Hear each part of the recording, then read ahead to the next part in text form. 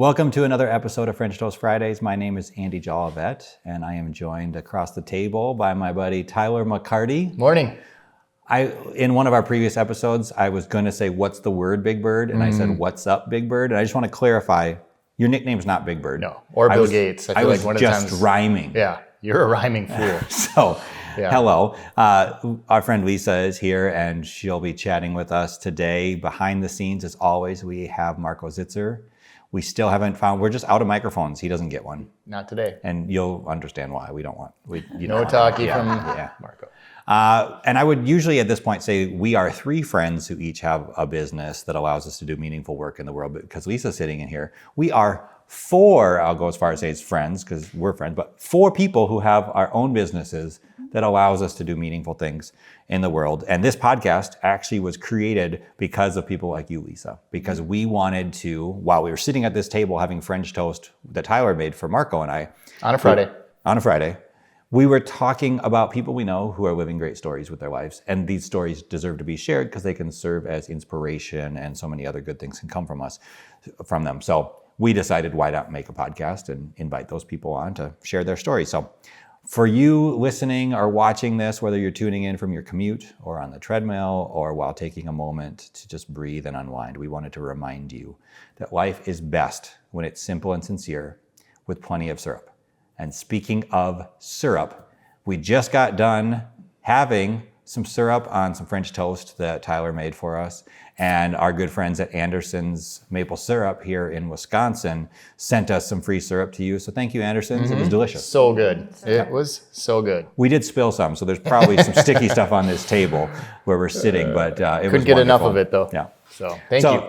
Today with us is Lisa Van On. Before we talk to her, we want to thank you for listening and just enjoy this conversation. Feel free to subscribe, leave a review, share it with others. That's all for now. Let's jump into French Toast Fridays.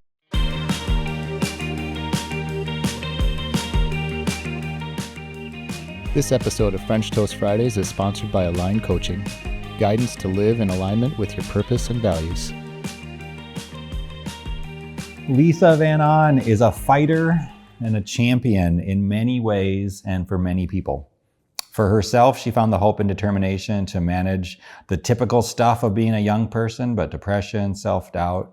She combated these things through kickboxing, eventually becoming a member of the U.S. national kickboxing team, who won the North American Championship and a bronze medal in the PanAm Games.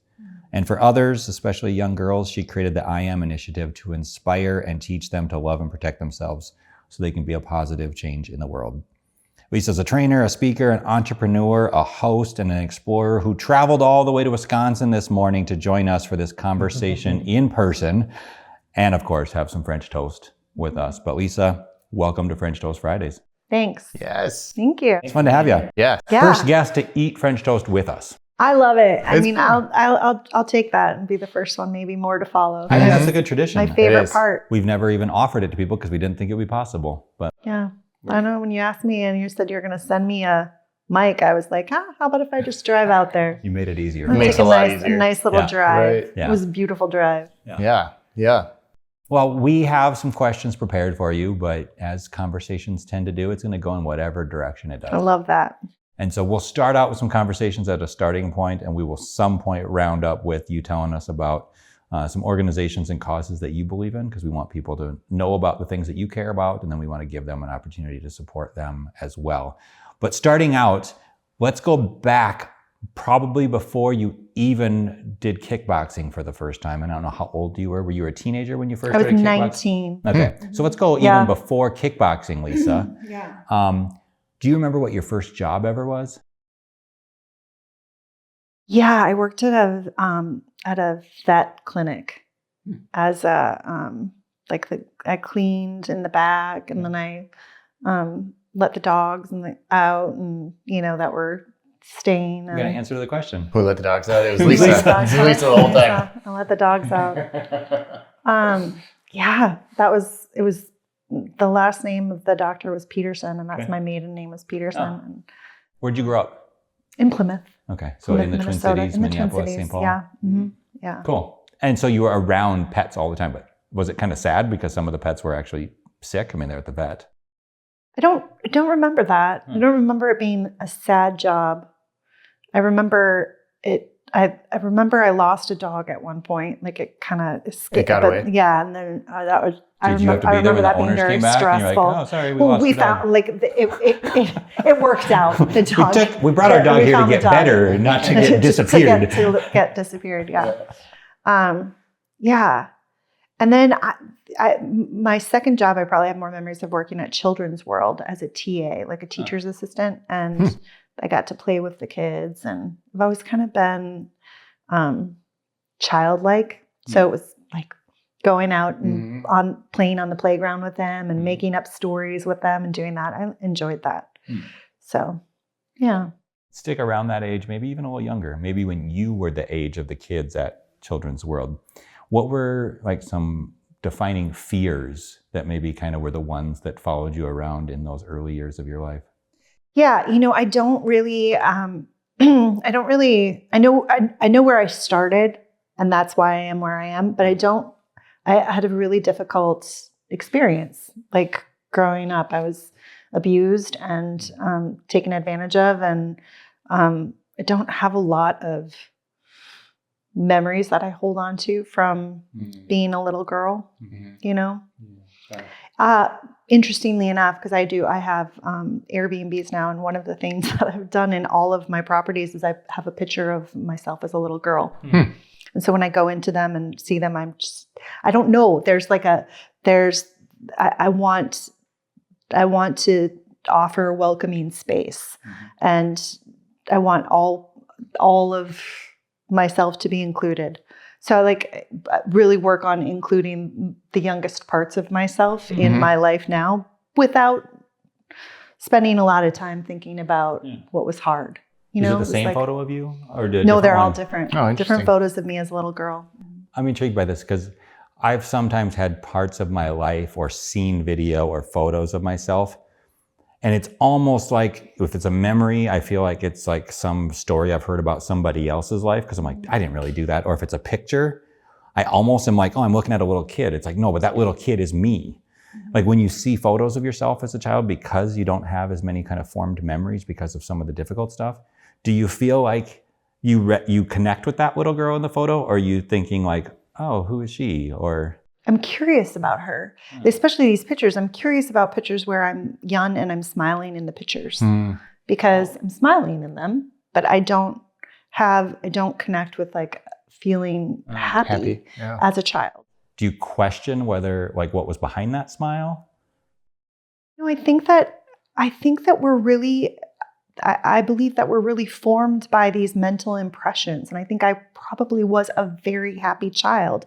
And what I didn't allow to what experiences I didn't allow to pass through me, I held on to, and those curated my stories and my memories and all of that. So I think that, whereas like I would say I don't remember being a happy child, but I believe that I had lots of happy memories that those just went through me. Yeah. And what I held on to from my childhood is the really difficult, challenging experiences that I had to disassociate from what was happening to me. Sure.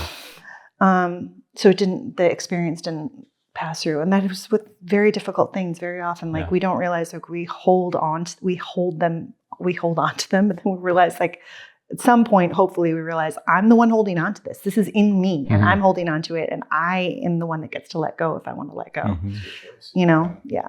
Wow. I don't want to like rush it to something else, given the nature of like, it could be like emotional whiplash to go from that. And, we ask these questions in the beginning so that we're not just interested in like what you've been doing the last few years. We're actually interested in the whole of your life and your lived experience that led you to who you are today and the kinds of things that you do. Because we don't ever just like wake up as a 40-year-old and go, oh, what do I want to do now? Right? There's an impact of all the experiences we've had, good and bad and everything in between, that lead us to have the different kinds of passions we have or concerns that we have, skills or things that have been supported in us that we have nurtured and developed into like some sort of strength or a talent.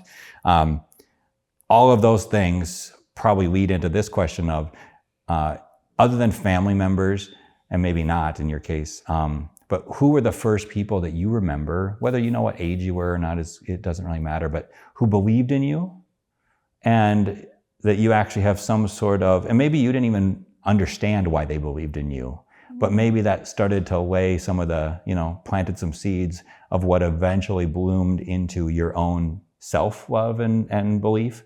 Yeah. But do you remember who some of those people were? Well, my origin story is the day that I started kickboxing. Like if you're talking superhero stuff, Yeah, right? That was the love day. it. Like the origin of the superhero. That was I was in an abusive relationship and I was pushed out of a Bronco. He pushed me out of the Bronco and I landed on the curb of a kickboxing studio. Oh. And I sat on the curb and I was just crying. But then I turned around and I saw this kickboxing studio and I was just like, okay, I can sit here and I can cry until maybe he comes back, maybe he doesn't. I don't know what's going to happen.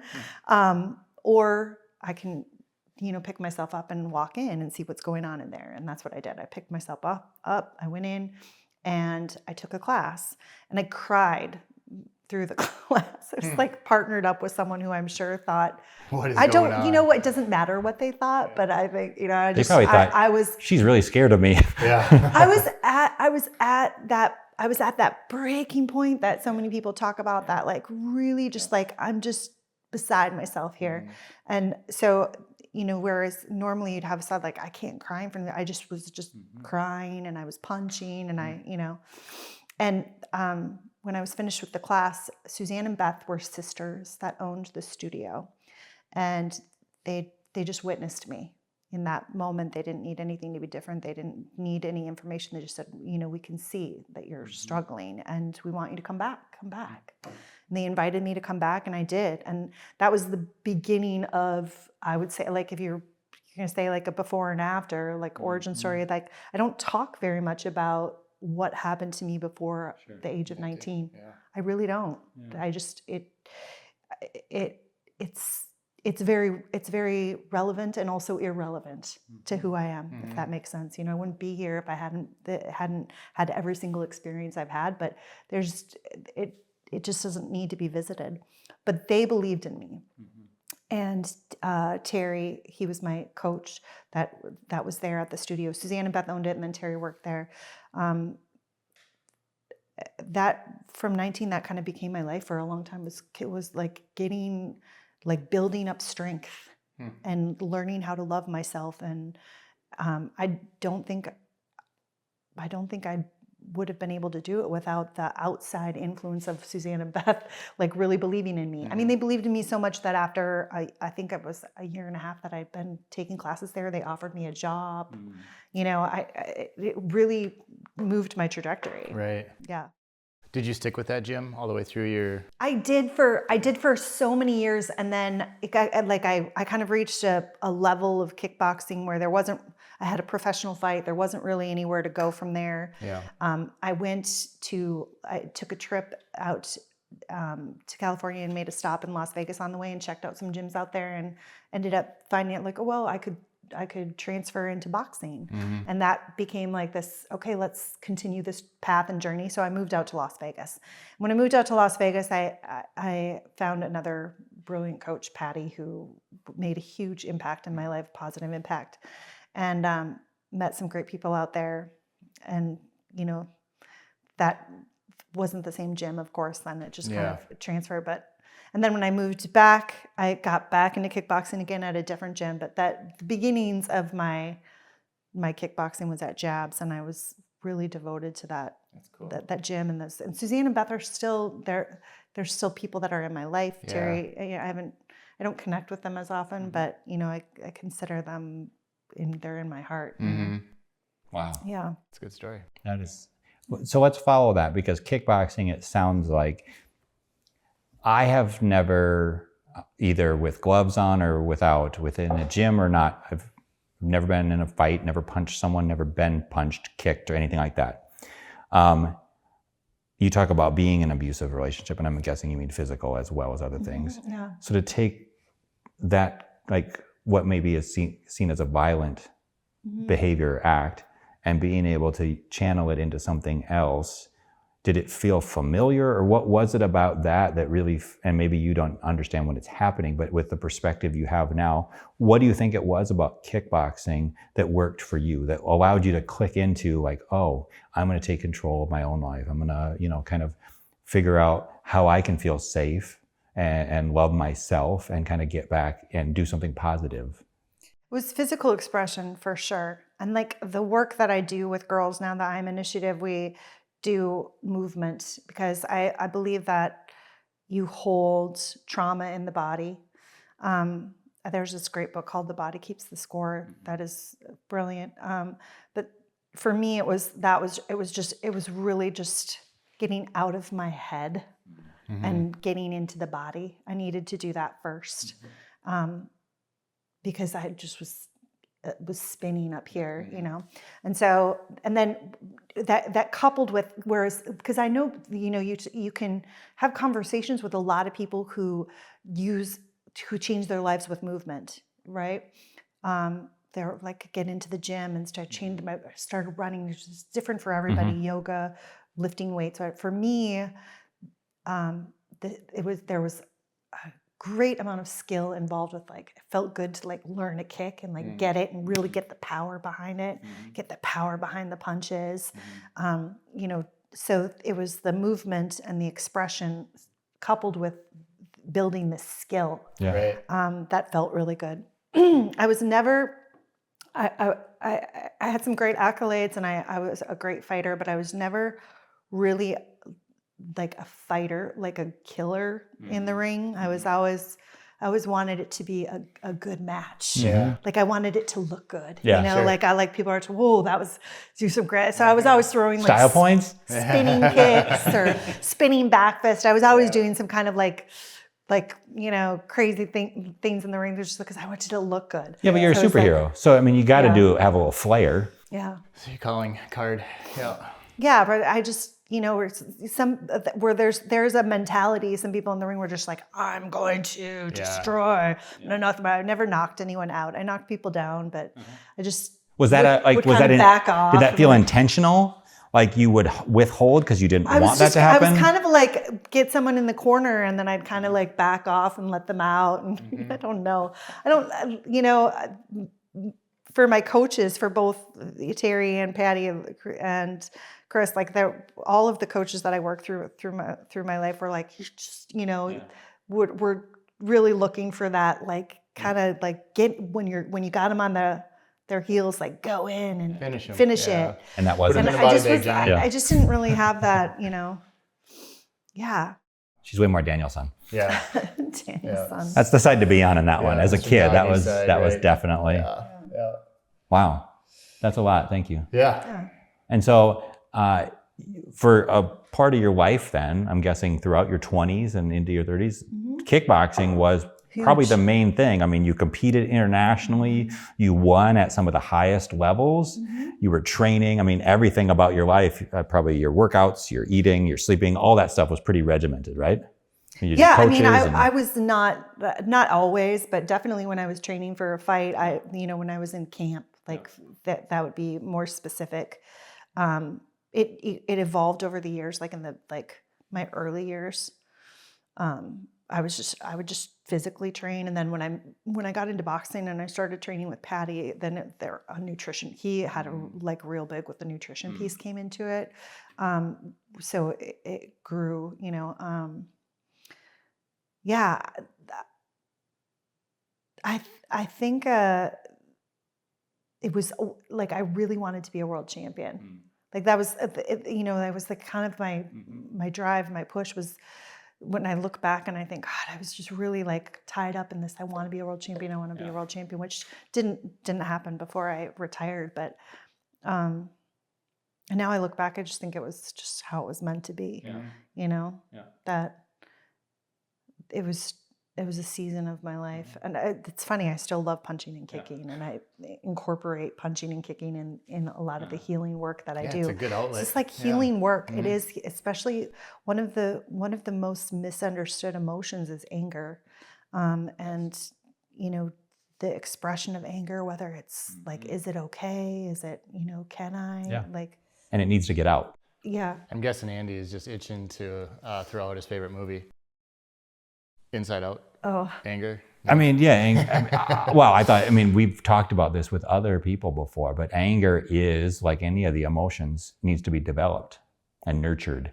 And I think that just like the muscle groups, we sometimes kind of focus on, for guys, it's oftentimes like, oh, I'm going to do chest and arms because those are like the beach muscles, right? The showy stuff, but we'll skip leg day or whatever else. And I think for me, anger was the one that I just didn't know. Fear was like super, super swole in fear. So swole. But when it came to anger, I didn't know how to actually release that. I didn't know how to express it without it feeling like, oh, you're a monster, And so you keep your composure.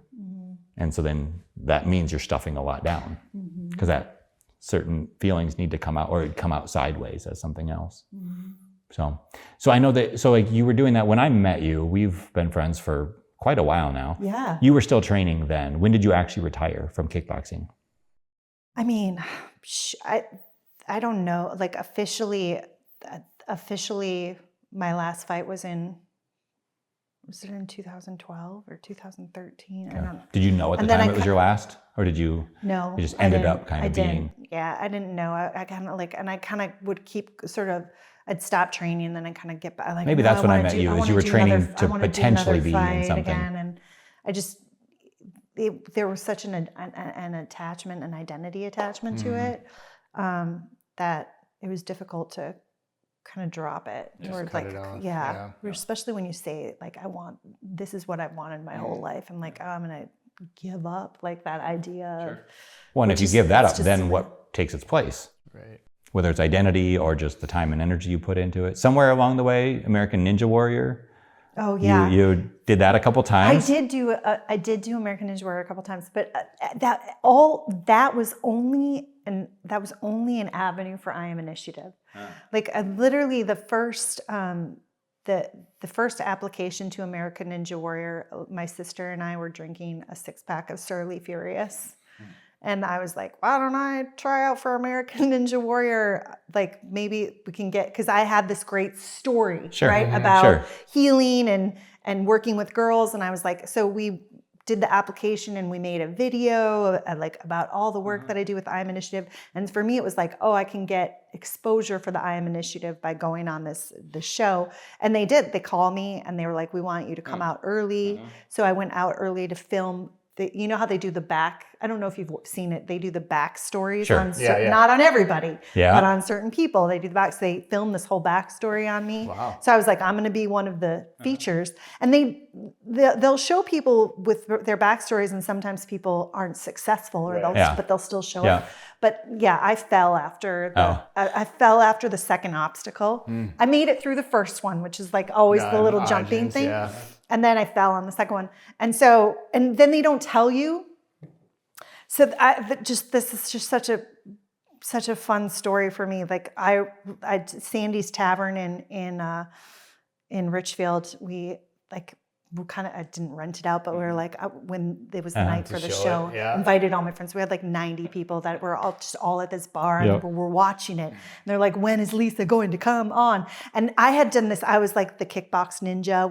I had a little girl created, like this little pigtail girl with boxing gloves. And we had t-shirts made, and a whole bunch of people had come out to watch. So they knew what had happened. They knew that I'd fallen, but we're not supposed to talk about it. So they were like in the stands, like you're seeing other people, but you see the kickbox ninja girl, like you could see my friends could see themselves, but nobody saw me. I got edited out of the show. For real? Totally everything was edited out, so you didn't see my run or my fall or any of the backstory or anything. No, it was completely edited out, but the shirts were still in the stands. And we didn't know that was going to happen. It was like, oh, what a bummer. But then I got up on the bar and told the whole story about, everything that had happened. It was like I pulled out my chapstick, before I went on. And then I was like, okay, here we go. And then I just jump. And I just told the whole story. Yeah. And That's maybe better. Yeah. It's funny because but I didn't train for it. Yeah. Like I wasn't passionate about being on American Ninja Warrior, and then I did it again the next year. It was more fun making the video with my sister, the application video, and I got in again and I did it again, and that time I had a false start and then I fell into the water on the first obstacle. I was just like, it was just the fun of doing it. It's funny though, when I work with girls and I teach classes, like I've been on ESPN, I've fought on Fox Sports, and I've fought in front of thousands and thousands of people. But like the coolest thing about me is that I was on American Ninja Warrior they're like, and people were like, I think I saw you on there. It's like, no, probably not. No, you didn't see me. You saw a cartoon version of me on somebody's t-shirt. Yep. So I promise you didn't see me. I love it when people say that. Oh no, I think I saw you. I'm like, no, you didn't see me. So it sounds like your sister is still in the life and doing things with you. And well, when I moved back from Las Vegas, she had little toddlers, and I was building my fitness business at the time. And for like a year and a half, we shot 3 videos that we did. I've got a YouTube channel that is. I haven't Still out there? Oh yeah, my YouTube channel. Plug it. It's got tons of little 5-minute workouts. We had a vlog that we would do that was talking about be centered, it was just like how to be these brilliant light parts of yourself, and then we did some cooking show, like we did, but so it was super fun because we would just work on this stuff, and I think I've always kind of had this little dream of like with the world championship, and then just like making it big somehow, and then I have these little successes, and they don't ever really pan out as like I intended, but they're part of my story, Yeah. You started mentioning the I Am Initiative. And so for people that don't know what that is, and we'll definitely have links to all that on our website, because this is the thing that I am most inspired by you. I know I've connected you to some places where you've actually done some little workshops or camps for girls. One of the times I actually got permission from the leaders and then from you and the actual girls there, because it's no boys allowed probably. But I came in and just kind of sat in the corner because I wanted to see you do it. And I think that there is something really powerful about being able to see people when they're smack dab in the center of like their purpose and their calling in the world. And to see you up in front, and I can still picture even the perspective of where I was looking to the right, seeing you with this group of girls, and you were, together working with them, teaching them some stuff to be in their bodies, but also kind of developing almost like like a motto or a mantra. You kind of had like a theme that had actions to it that was all about kind of teaching. And so you have this curriculum, you have some resources, but then you have some experiences. Explain a little bit about what the I Am Initiative is. Well, it's a curriculum that I created to teach, I want to say, emotional intelligence and self-agency and self-love, self-protection. I mean, I think when we're experiencing pain and harm, it's always internal. Someone can hurt you from the outside in, right? And then when, let's say that you're in a situation, this is happening, this is reality, that I'm being hurt right now. And then as soon as it's over, it's over. And it only continues curation and getting bigger and wider and more because you don't let it go. So it's growing inside you. Yeah. And so, and what, like how we communicate with ourselves, what we say to ourselves, and like it's all us. It's all, so that initially I'm teaching, I started by saying that I taught self-defense, and I was like, I don't teach self-defense. Self-defense is something you need in the moment. You need to be able to protect yourself from an attack. Self-protection is a daily practice. It's a daily practice of affirming the truth of who you are, the big I am of you. And the big I am of you is much wider and deeper than your mind and your emotions. And so we're really trapped in this, in our mental concepts and our emotional concepts of who we are, which are false. And so the curriculum, think, feel, act, and the 3 rules of self-protection, which I've actually started working on expanding them a little bit. It's challenging because it's so simple. It's so simple, the truth of who you are, and then it's also so complex, right? Because we have these psyches that we've like, this is who I am, and all the stories and everything, but no, but you don't know, you know, and we're really just have this armor around us, and so how do you self-protect without an armor, which is without this false sense of self? Like, I was like, who are you really?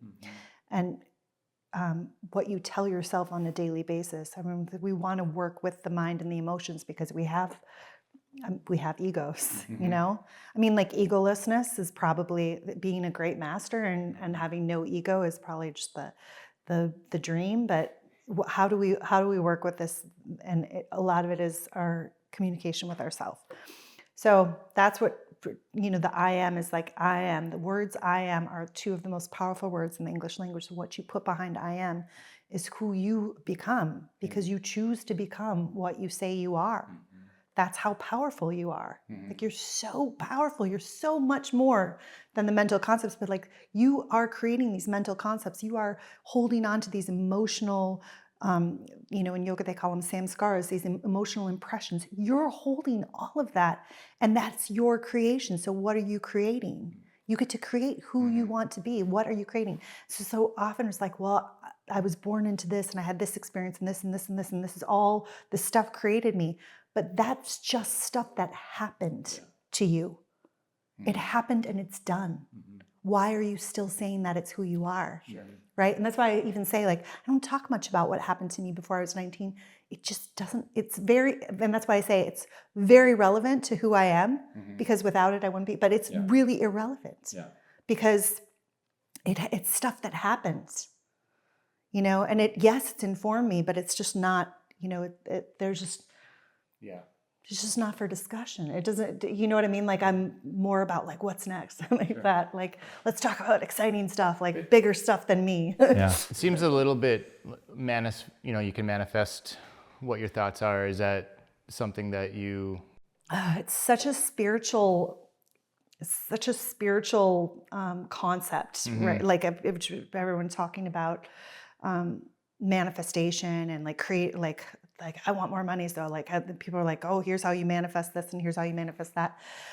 And yeah, I mean, there's an element to that, but the truth is like, if you can get beyond, if you can just be in love with, like, if you get really far back into like who you are, the big I am of you, like the truth that you are this divine entity in a human experience. All of your senses are human, and then they come into this mental framework, and then you start building around it. If you go back far, you're like, oh, that's just, I'm just building that. What if I just sit back here and I just experience? And if you sit back and you experience, then really everything is magical. Everything. And it's like, I want to manifest more money. I don't need it. I have everything. When people say, there's so many phrases that get used that aren't felt. Like, everything you need is within you. Have you heard that one before? We feel like I say it all the time. Everything you need is within you. And it's just like candy, you know, like candy mantras. They're like, ooh, that sounds really good. But what does it really mean to say everything I have is within me? What is it like feel it, like, you know, spend time conceptualizing, like, I don't need anything else. So then I'm not even concerned with form. I'm not concerned with manifesting, because reality is happening, and I'm doing one of 2 things. I'm either trying to make reality fit my mental construct of what feels good, which means I'm working on manifesting this, or I'm just here to experience, and I'm here to experience all of it. I'm here to experience all of it because that's what my soul came here to do, to evolve, to experience. And I have the smorgasbord. We're like, I want the smorgasbord of wealth and abundance. you can't have it without the scarcity, without the lack, unless you move beyond. If you're really a master, then there's nothing. Then there's no there's no abundance, there's no lack, there just is. Whew, that's like la da da da, right? But like, if you're gonna have abundance, you're gonna if you have the experience of abundance, you can't know the experience of abundance without knowing the experience of lack. Perspective. Right? They're the same coin, different sides, right? And so it's like, but I want this and I don't want to feel that. Well, that's what creates this crunchiness inside of us. Is like, I'm Crunchy. not. Yeah, you just get crunchy. Like, I want that, but I don't want that. That's the craving. That's the craving. That's the desire. That's the aversion. That's the pushing away, and that is suffering. When they meet, you get crunchiness. So I want to go back to something you said earlier, because I think it sets up a really good question. You said you don't want to dwell on or focus on the past. You kind of want to know, you talked about like, I want to figure out and be excited about what's next, but then you also said what's beyond me. Is there any questions you can think of that would be about what's beyond her? I was going to segue into with the humanity piece, but what are your thoughts on aliens? So everything is frequency, everything is energy, right? So, I mean, there's people that are like, there's books that have been written about Pleiadians, I'm not familiar with it's like from a different galaxy. Okay. Like there's people that have written about life forms. And then people are like, well, they made them up, or someone's like, that's not true, or that's not real. Well, everything that you formed in your mind as your own reality is not true. It's not real. Sure. It's made up. Yeah. Everything's a concept. Everything's made up. So why can't? My answer would be that I don't have personal experience or knowledge of aliens, but that does not mean they don't exist. Yeah. They very well could, and I believe it's very possible. I know that as we move through the emotional scale, starting with fear and then moving to enlightenment, which a lot of times we look at that as like moving up, which it's more, I think it's more cyclical, like you come back around and through and back around and through. It's more like a spiral up, that you move from dense frequencies to subtle frequencies. And there's like quantum physics are coming along with this, and scientists are coming along with this, with energy, that everything's energy, everything's a different vibration, everything's a different frequency. So the more subtle frequencies, like Nuance. The aliens are up there, like with, I mean, we don't see radio waves, but they exist. Right. Yeah. Bluetooth. So I mean, Such a weirdly named I thing. think it's very It's a possible. Bluetooth. I don't have any personal alien friends in my life, but That you know of. But you're open to making some. I'm open. Aliens listening, watching. Yeah. You're welcome to Say hi. You're welcome to contact me. Right. Yeah. I like what you said about self-defense versus self-protection, right? Self-defense is something that in the moment you may need. Self-protection is something that you just have. Right. And that is, I mean, I'm sure it's a combination of things I've heard you share about the I am, and then just my own kind of learned understanding and belief that words and stories have power, right? And throughout our lives, we've always communicated in stories throughout, human history, and stories convey something. And a story is always like, and this, and then even more than this, right? Like, this is true. This is an illustration or a metaphor, analogy of something. And yet this isn't like the entirety of that thing. This is just one little example of it and perspective of it. And there's lessons to be drawn, whether it's a parable or whatever else. And I'm not just talking about like religious stories. I'm just talking about the allegories about humanity. But then when you talk about the stories and words about us, about our families, about us as individuals, certainly when we're growing up, regardless of the kind of relationships, families we're part of, we are susceptible to hearing and perceiving, assuming, interpreting what other people think and say about us, right? And so you have these words that people said about us, good or bad. You are attractive, unattractive, cool, uncool, good at that sport, should never touch that ball again because you're terrible, like whatever it is, your potential. Bless you. Yeah. And so you have all these stories, but like what you have helped me recognize even more so is, what do you do with that story? Do you internalize it and turn it into, from a hey, Andy, you are this or that, to, as Andy, I am this or that. How much more powerful those words and stories are when I apply them to myself and accept them as part of the truth or reality of who I am. Because now all of a sudden those words can be very, very inspiring. They can be hope-filled. They can be based on what I think my potential is, and the work I need to put into, and the support and the luck along the way. But they can also be very limiting. You know, I can basically close the door to a number of things that could be good in my life just because I, for whatever reason, came to believe that I can't do that or shouldn't do that. Right. Yeah, there's a certain point though too that, you know, Lisa's in front of a group of girls that are 10, 13 years old, and she's teaching them a mantra that says, I am, you know, but are they truly believing it? It's nice to have somebody like Lisa that's lived this an amazing life and then say, no, you really are this, and have them, you know, have somebody like Lisa validate it versus them just saying it on the outside. Yeah, so something like, you are worthy of being loved. Yeah, I think what I'm saying is I think there's a super important tool to have an instructor like that, you know, out there saying that to you. Who's been through some stuff and who they look up to. She shows up wearing these like, tell them about Fly. Like I remember one of the early times when I hung out with you, you had these leggings that like were all colorful and they had FLY, Fly written all over them, your Fly pants. Yeah, I have that. You can buy those. I have those online.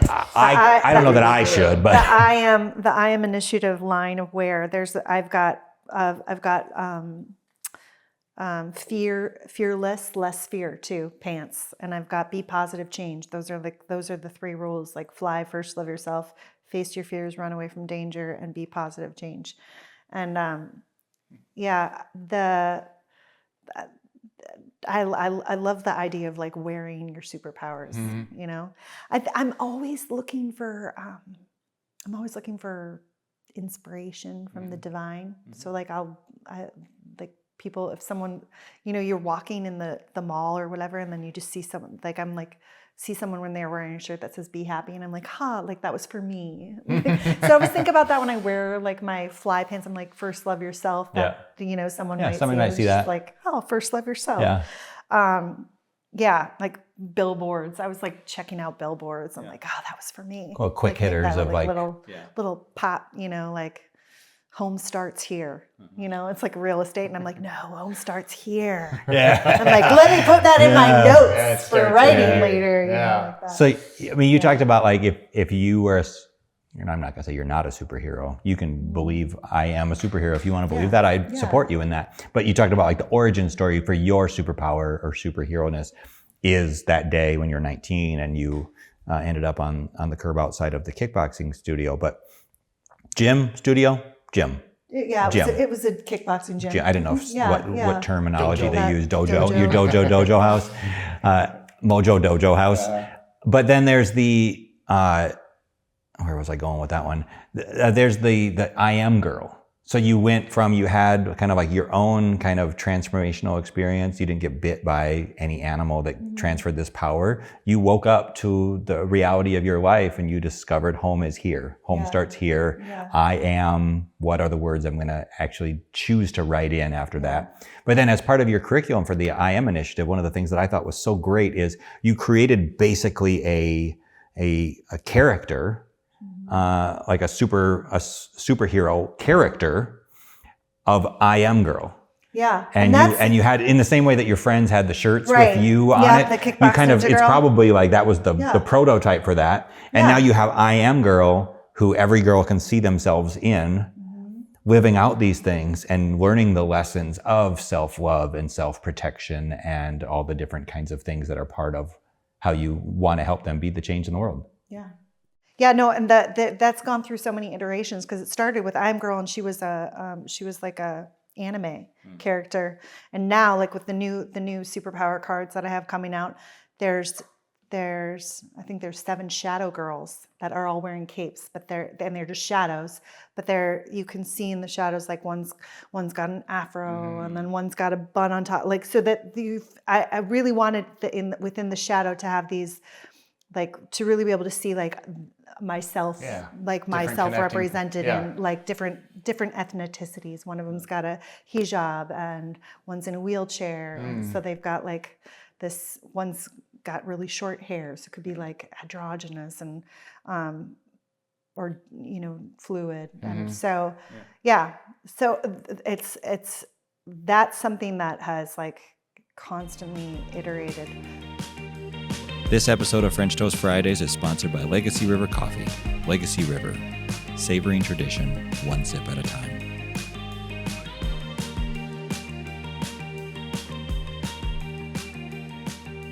We told you this before, but one of the things that we do for all of our guests is give them an opportunity to talk about what they believe in, a cause or a nonprofit organization that's doing great work in the world, because we want to, as a thank you to you, be able to then share some information on our website about that for other people to learn about and also make a donation. So what is it that you would like to tell people about? I really love the Anne Bancroft Foundation. But I just think because it really aligns with my vision of because it's for girls that are in arts or sports or finding some physical expression into self-confidence, which is, I think, so huge. Finding something that you feel good doing. And so with the Anne Bancroft Foundation, they like sponsor girls and then I've been a mentor before. There's like mentor-mentee situation where you work with them while they're realizing their goal of one of the girls that I work with is gymnastics. So they help pay for events or pay for equipment, pay for the girl in question, whoever's applied, will have a mentor, and then she'll apply and she'll get the money to be able to take on the activity. So I love them. That's a great for more information on that, Anne Bancroft is a real person who's still alive. She was a explorer, climbed mountains. I think she's from Minnesota, right? Yeah. She has roots in Minnesota. A guest that we would love to have on the show sometime, because she's definitely living out a really cool story that's inspiring others, and that's what we want to support. So we will absolutely let people know about that. We'll let them know about the I Am Initiative on your website. Maybe even they can find, if they're lucky enough to rent an Airbnb that you manage and host, that they can figure out that. I don't know how you tell them which ones. So I have the short-term steward, as well as the I Am Initiative short-term steward has all of my listings on it. So if you go to lisavanon.com, like lisavanon.com is sort of the umbrella of like anything that you're kind of interested in. You can click a link and it'll take you to the place. And Well, I mean, I know you said you had a dream of making it big, and I don't know how current that is as a dream, but I would say, depending on how you measure big or making it, in my eyes, you've already made it big. You made it big. I think the second that you walked into that kickboxing studio and you said, I deserve better. I deserve to start with loving myself and harnessing all these things that I'm feeling and experiencing and all that, and turning it into something good. And obviously that's a process. It doesn't just happen overnight. But to be able to channel that towards, how can I help other young women? Not necessarily, we can't help people avoid, like anybody who has kids. You can't just like help your kids avoid anything difficult, and you wouldn't want to, because there's a lot of lessons to be learned in that. But starting with Susan and Terry and Beth and Patty and Chris and all these people, right? I have to imagine there's going to be a number of people, there already are in the world, they would say Lisa, right? As one of those first people that believed in them. They will talk about the camp they went to, and they'll still remember the words of the mantras and the things. They'll maybe even in front of their mirror every once in a while do some of the movements, and they'll recognize like, I am. And they will complete that. They'll even understand how important those words are to their sense of identity and to the life that they're living. So I don't know if you have a sense of like the lasting impact and the legacy you want to have, but I'm convinced it's already happening, whether or not you have words to describe what it is. So I just want to applaud you and say thanks for all the meaningful things you're doing in the world. I know that they probably bring some sort of warmth to your lived experience, but that's not why you're doing them. I think you're doing them for the other girls out there. I mean, I continue to grow beyond the self. Like that's my, like where I am, and I want to grow beyond the small self, grow beyond, like, and in the process, as I learn along the way, how can I help? Because like if the goal is no longer, if I'm no longer like, I gotta be a world champion, I gotta be a millionaire, I gotta like, these are what, so like instead it's how can I become the integrated self? Like how can I become all of who I am, the big I am of me, and live from that center? And as I learn to live from that center, then I don't need anything. Right. And if I don't need anything, then I'm really out in the world like how can I help? Like, what do you need? How can I serve? And that feels really good. I have had been at the camp that I was at this summer. I had a girl come up to me that was like, I remember, like she's a counselor at the camp. Oh, wow. She's like, I remember when I was that your workshop made such a difference. So that's a great. I teach it in the third rule, which is be positive change. It's the action portion of the curriculum. I teach that being yourself, like being you, truly you, is the positive change that the world needs. So like when you let go of the false sense of self, when you let go of like I'm trying to protect, instead I'm really like in my true self with my like excitement and passion and inspiration. That energy impacts the people around you. It can't help but raise the energy, raise the vibration. Yeah. So just being like, be positive change. It's like, what do I do? How do I be positive change? Well, just work on being yourself. Like not you falsely built up with all the accolades and everything, but just you, who you truly are. Be true. I mean, we hear a lot like, be authentic, be authentic, be authentic. It was like, who is your authentic self? Well, you gotta go way back inside. The authentic self is just the consciousness experiencing this journey. So then when I look at it that way, like I'm already a world champion. Like for me, I do look, I go, oh, look at all these, I've had these incredible experiences, and that's the point. Is the point is that each of these experiences that I've had have helped me continue to move beyond the self.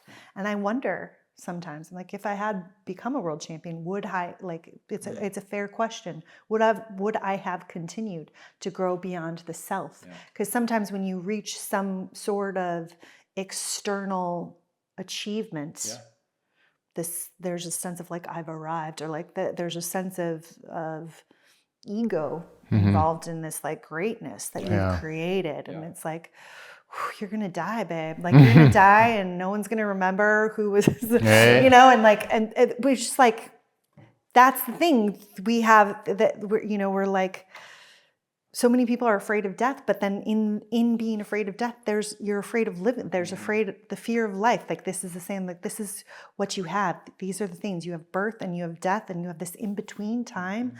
What do you want to do with it? And for me, I want to continue to move beyond. I want to contemplate more than who Lisa is. I want to, you know what I mean? I just want to experience. So yeah, I don't know where that was going.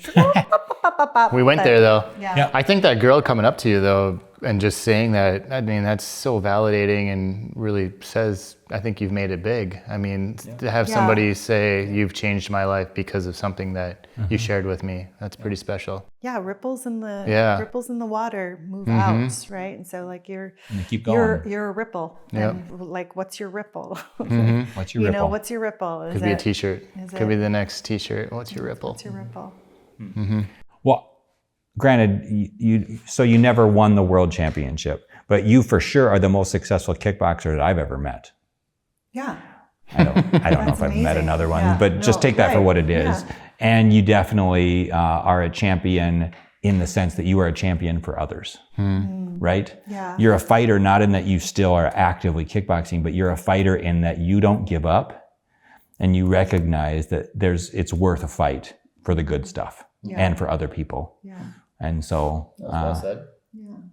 Thanks. Yeah. Lisa, thanks for being out here. You are now fueled up with some delicious French toast topped with Anderson's maple syrup. You got some Legacy River coffee fueling you as well, giving you that little boost of caffeine. We hope that you enjoyed this conversation. We really enjoyed having you out here and hanging with us. Thanks for everybody listening.